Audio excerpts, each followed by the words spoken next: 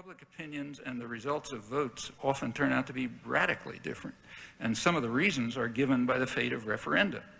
So, for example, take where I live, Massachusetts. For years, every year there was a referendum on progressive income tax for the state. Now that would benefit, overwhelming benefit for the general population. You take a look at the public opinion polls. At the beginning, very strong support for it. And then it slowly declines. And by election day, it's a minority. Why did it decline? Well, huge propaganda campaigns warning people that if you do this, all the business is going to flee out of Massachusetts, you won't have a job, your children will starve, and so on. Yeah, that's just what the guys who own the information system want you to believe. So you should look at public opinion polls for the same reason that they are taken. Well, why do we have so many public opinion polls in the United States? They're mostly business initiated. The propaganda institutions, like the PR industry, they want to keep their finger on the public pulse. They got to know how to design the propaganda. So they want to know what people are thinking. So in fact, if you want to find out, you can find out too.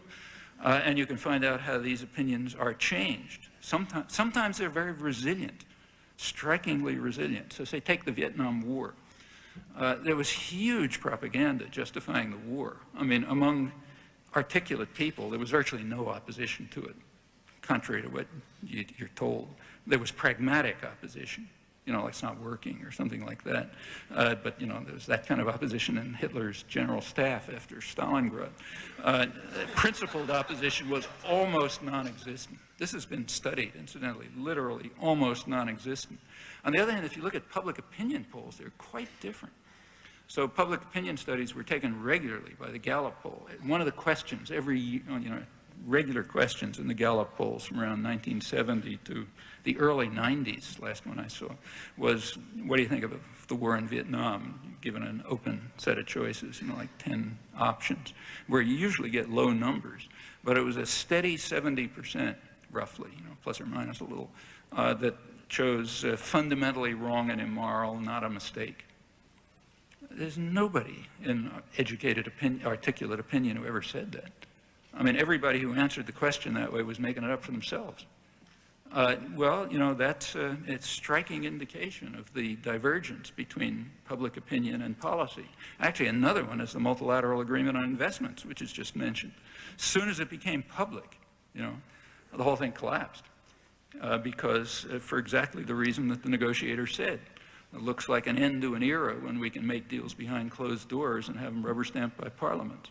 There's rabbles getting involved in things. Those are some of the major reasons for the kind of thing that Orwell was talking about, for thought-controlled and free societies.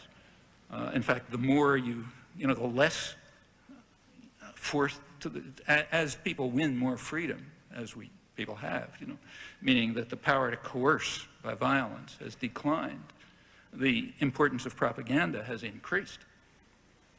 And that's well understood.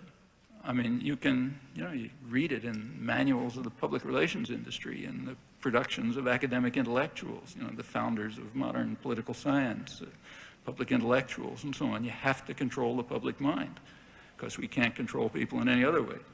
Well, under those conditions, public opinion polls are important and interesting, but voting is something different because people are giving highly structured choices, structured by an information system which is dedicated to maintaining the power of those who own and run it. And that power is enormous. I mean, the corporate control of the media is like a small part of it.